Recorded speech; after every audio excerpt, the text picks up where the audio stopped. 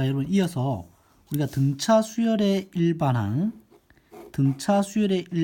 AN이 갖는 특징에 대해서 같이 한번 얘기를 해보도록 할게요. 자, 여러분들 보시면 알겠지만 등차 수열의 일반항 공식은 이렇게 돼 있죠.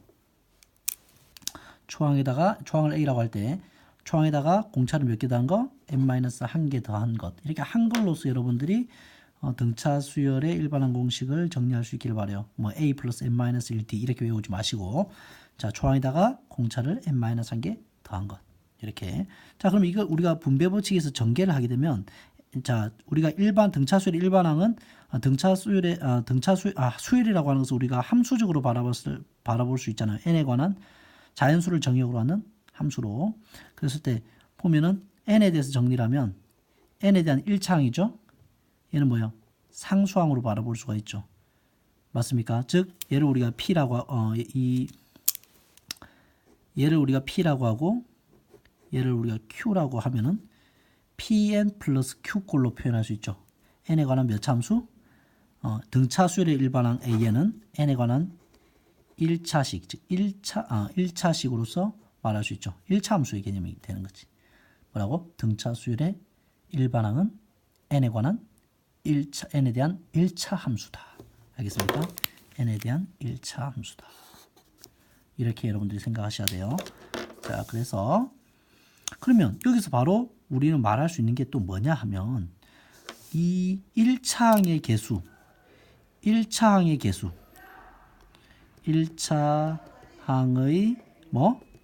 개수가 P라고 했지만 여기서 뭐예요? 사실은 D잖아요. D. 그죠?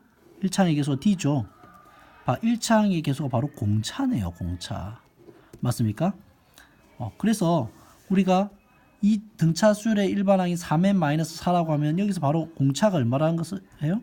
공차가 3이라는 것을 바로 말할 수가 있는 거예요. 공차가. 여기는 어때요? 이게 일반항이야. 1차 함수야. 1차 함수니까 자, 이렇게 생각해야 돼. 1차 함수죠. 1차 함수니까 얘는 무엇에 대한 어떤 수열이야? 등차 수열이에요. 등차 수열. 등차 수열이면 우리가 초항과 공차가 중요하잖아요. 공차를 바로 말할 수 있죠. 공차 D는 뭐예요? 바로 이 1차항의 개수라는 거예요. 그러니까 공차 D가 얼마예요? 마이너스 4라고 하는 것을 바로 말할 수 있기를 바라요. 여러분들이. 등차 수열에는 공차만 중요하나요? 초항도 중요하죠. 초항 A는 뭐예요? 초항이라고 하는 것은 첫 번째 항이잖아요. 즉 n에다가 얼마를 대입했을 때의 값이에요. n에다가 1을 대입했을 때의 값이잖아요. 1을 대입해봐요. 얼마요? 27 빼기 4가 돼서 23을 초항으로 갖고 공차가 마이너스 4인 등차 수열이 되는 거죠. 여기서도 그러면 바로 공차를 알면은 뭐도 알 수 있어요?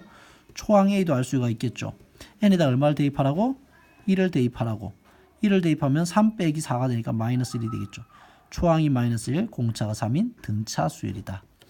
이렇게 여러분들이 등차 수열의 일반항을 함수적인 개념으로 재해석할 수 있어야 된다. 그래서 등차 수열의 일반항은 1차 함수다. 1차항의 개수가 최고차항의 개수가 곧 공차다. n에다가 1을 넣었을 때의 함수값 그것이 바로 초항이다. 이렇게 여러분들이 정리할 수 있기를 바랍니다. 아시겠습니까?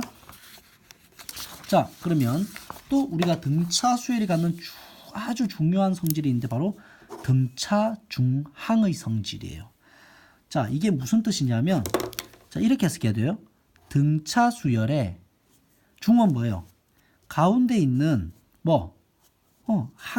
항의 성질 등차 수열의 가운데 있는 항을 등차 중항이라고 하는 거예요. 예를 들어 1,4 이거 등차 수열이죠. 초항이 1이고 공차가 2인 등차 수열이죠. 이 가운데 항이 어떤 특별한 성질을 갖는다라는 거예요. 자, 1, 마이너스 2, 마이너스 5 이거 초항이 1이고 공차가 마이너스 3인 등차 수열 맞죠? 그런데 이 등차 이게 1년의 이 세 개의 항들이 등차 수열을 이룬다고 할 때 그 가운데 있는 이 항은 특별한 성질을 갖는 거예요. 발견해 보세요. 3은 1과 5의 뭐로 보이니? 평균으로 보이죠. 즉 다시 말해서 첫 번째 항과 세 번째 항을 더해서 2로 나누면 가운데 항이 된다는 거죠. 자, 1과 마이너스 5의 평균이 뭐예요? 2를 더해서 2로 나누니까 마이너스 2가 되잖아요. 즉 첫 번째 항과 세 번째 항 양옆의 항을 더해서 2로 나누면 가운데 항이 된다. 이게 바로 등차 중항의 성질이라고 하는 거예요. 그래서 이 단어를 좀 정확히 쓰면 등차 중항의 등차 수열의 가운데 항이 갖는 성질, 등차 수열의 가운데 항이 갖는 성질이 있다. 자, 인접한 세수가 순서대로 등차 수열을 이룬다고 하면 이게 등차 중항이 되는 거죠. 이 등차 중항 B는 어떤 성질을 갖는다? 양쪽 두 항을 더해서 2로 나눈 평균이다. 이게 등차 중항의 성질이 되는 거예요. 자, 좀 더 일반적으로 쓰면 이렇게 쓸 수 있죠. 몇 번째 항인지 모르니까 n번째, n 플러스 1번째, n 플러스 2번째가 순서대로 등차 수열을 이룬다고 할게. n이 1이면 첫 번째, 두 번째, 세 번째고 n이 다섯 번째 오면은 다섯 번째, 여섯 번째, 일곱 번째 항이 될 거죠. 하여튼 인접한 세 개의 수가 등차 수를 순서대로 인다고 할 때 가운데 항, 등차 중항, 얘가 바로 등차 중항이죠. 등차 수열의 가운데 항이란 뜻이에요. 등차 중항은 양쪽 두 항을 합해서 2로 나눈 것과 같다. 등차 중항의 성질. 자, 이걸 2를 분모에 2를 넘겨서 표현하면 이렇게도 쓸 수 있죠. 등차 중항의 성질. 저 이것은 어떻게 해석하면 돼요? 가운데 항을 몇 배 한 것은? 가운데 항을 2배 한 것은 양쪽 두 항의 뭐와 같다? 합과 같다. 뭐 이렇게 해도 여러분들이 식을 해석할 수가 있는 거죠. 그럼 우리가 등차 수열이 갖는 중요한 성질을 이용해서 미지수를 구할 수 있다는 거죠. 3x25가 순서대로 등차 수열을 이룬다고 하면 그 x가 얼마냐? 양쪽 두 항을 더해서 2로 나누면 되는 거죠. 3과 25를 더하면 28 나누기 2 하니까 14. 그죠? 이렇게 해서 우리가 등차 중항의 성질로 이용할 수 있다, 구할 수 있다는 거죠. 자, 그 다음에 이거 좋은 문제죠. 잘 봐요. 첫 번째 항이 1이고 두 번째 항이 3이래요.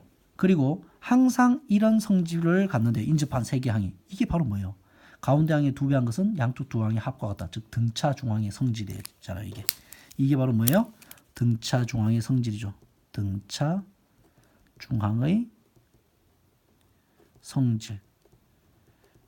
그래서 등차 중항의 성질을 만족하는 얘는 무슨 수열이에요? 얘는 등차 수열일 거 아니에요. 등차 수열이라는 거잖아요. 등차 수열이니까 우리는 초항과 공차를 알면 일반항을 구할 수 있죠. 초항이 얼마예요? 제공됐잖아요. 1로서. 공차는 얼마예요? 공차는 우리가 이 두 항의 차이잖아요. 첫 번째 항에다가 얼마를 더해서 두 번째 항이 나와요? 2를 더해서 만드니까 이거 공차가 2인 거죠. 그럼 일반항은 뭐예요? 초항에다가 우리는 공차를 n-1개 더한 게 일반항인데 그러면 1 플러스 n-1 곱하기 2가 되니까 정리하면 2n-1 이게 바로 일반항 an이 되겠네요. 등차 수열의 일반항 아시겠습니까? 자, 그 문제 7번하고 같이 풀어볼게요. 자, 하나 이렇게 얘가 등차 수열이라고 했어요. 그러고 나서 ABC를 구해보자. 자, 얘들아 이게 등차 수열이면 공차가 30과 A 사이에는 공차 D가 있겠죠. A와 B 사이에 공차 D가 더해서 만들어지겠죠. B와 C도 B에서 공차 D를 더해서 만들어지겠죠. 그 등차 수열이니까요. 이렇게 되겠지. 그러면 우리가 뭐만 생각할 거냐면 30과 B와 마이너스 2만 생각하면 30에다가 얼마를 더한 게 B예요. 2D를 더한 게 B겠죠. B에다가 또 얼마를 더해야 D가 두 개니까 2D를 더한 거겠죠. 그럼 우리가 30과 B와 A와 C라는 항을 빼고 요거만 해서 새로운 수열을 구성한다면 이거 30B-2도 등차 수열일 거 아니에요. 따라서 B는 뭐와 30과 마이너스 1을 더해서 2로 나눈 등차 중항의 성질이 만족되는 거죠. 그럼 분자가 28이니까 2로 나누니까 14가 되겠네요. 얘가 14가 되는 것을 알 수 있죠. 그 다음에 다시 30과 A와 14를 비교하면 이거 등차 수열이 있잖아요. 그럼 A는 뭐예요? 30과 14를 더해서 2로 나눈 것. 그러면 2를 더하면 44가 되니까 여기는 뭐가 되겠어요? 22가 되겠네요. A는. 자, B와 C와 마이너스 2도 등차 수열인데 B가 14래요. 14와 C와 마이너스 2가 등차 수열이니까 이 둘을 더해서 2로 나누니까 여기 뭐가 되겠어요? 2를 더하면 12니까 여기 6이 되겠네요. 따라서 A는 얼마? 22. B는 얼마? 14. C는 6. 이래서 우리가 A, B, C 값을 등차 중항의 성질로도 구할 수가 있는 거죠. 아시겠습니까? 자, 끝으로 등차 수열이라고 하는 것을 우리가 그냥 등차 수열 이렇게 아주 순진하게 그냥 아주 대놓고 등차 수열이라고 소개해 주기도 하지만 등차 수열을 우리가 제시하는 방법을 달리 할 수도 있어요. 그래서 우리가 먼저 등차 수열을 제시하는 방법, 등차 수열입니다 라고 제시해 줄 수도 있지만 우리가 이렇게 제시해 줄 수도 있어요. 이것을 만족하는 수열입니다 라고 문제 상황에서 등차 수열을 소개할 수 있다는 거예요. 즉 뭐야? 새로운 항은 그 직전항에다가 공차 D를 더해서 만들어주는 수열. 정의로서 소개를 해준 거죠. 또 이거로 줄 수가 있어요. 인접한 두 항 사이 차이가 항상 공차 D로 일정한 수열입니다. 라는 뜻이죠. 등차 수열을 이렇게 말하는 거예요. 또 이렇게 소개해 줄 수가 있어요. 항상 가운데 항을 두 배 한 것은 양쪽 두 항의 합과 같습니다. 등차 중앙의 성질을 이용해서, 즉 등차 중앙의 성질은 등차 수열이 갖는 고유한 성질이기 때문에 이것을 만족하는 수열입니다. 이 성질을 만족하는 수열입니다. 라는 것은 등차 수열이라는 뜻이에요. 그 다음 또 일반항이 n에 관한 1차식입니다. 1차 함수의 형태로 나타납니다. 이게 곧 등차 수열의 일반항이 갖는 특징이기 때문에 등차 수열이라고 말하는 거예요. 즉 일반항이 2n-1입니다. 인수열이라고 하면 등차 수열이라는 뜻이에요. 공차가 얼마이고? 2이고 초항은 1인 등차 수열이라는 뜻이에요. 알겠습니까? 자, 정리됩니까? 등차 수열이라는 것을 문제 상황에 설명할 때 말 그대로 등차 수열 뭐뭐뭐뭐 이렇게 말할 수도 있고, 정의를 이용해서, 정의 두 개를 이용해서, 그 다음에 등차 수열이 갖는 중요한 성질인 등차 중앙의 성질을 이용해서, 그 다음 등차 수열이 n에 관한 1차 함수의 형태를 취한다는 걸 통해서 이렇게 등차 수열을 소개할 수 있다는 것을 꼭 기억하고 계세요. 자, 그 다음에 등차 수열을 표현하는 방법이 있어요. 문제 상황에서 세 개의 수가 등차 수열이다 라고 하면 우리가 A, B, C 이렇게 표현하는 것은 정말 비효율적인 거예요. 왜냐하면 문자가 많다는 것은 식을 많이 써야 된다는 거잖아요. 문자가 많은 미지수가 3개면 식도 3개가 있어야 그 값을 구할 수 있잖아요. 그래서 우리는 각각의 값을 표현하는 문자가 적으면 적을수록 좋은 거예요. 그러면 우리가 세수가 등차수라고 하면 이렇게도 표현할 수 있죠. 초항을 써놓고 초항과 공차로 첫 번째 항은 A, 두 번째 항은 A 플러스 D, 세 번째 항은 A 플러스 2D 이렇게도 표현할 수가 있죠. 세 개의 수를. 이렇게도 표현할 수 있어요. 먼저 센터를 잡아줘. 가운데를. 그 다음 등차수라면 공차가 있겠죠. 그럼 그 다음 항은 뭐가 되겠어? A 플러스 T가 되겠죠. 그럼 그 직전항은 뭐가 되겠어? 공차를 하나를 더해야 A가 되니까 그 직전항은 A 마이너스 D가 돼야 되겠죠. 이렇게 해서 우리가 세 개의 수가 등차수열이라고 할 때 이렇게 문자 두 개로 표현할 수가 있다는 거죠. 자, 네 개의 수가 등차수열이라고 해요. 그러면 이번에는 센터가 먼저 5개 먼저 해볼게요. 5개의 수가 등차수열이래. 그러면 얘도 센터를 A로 잡아.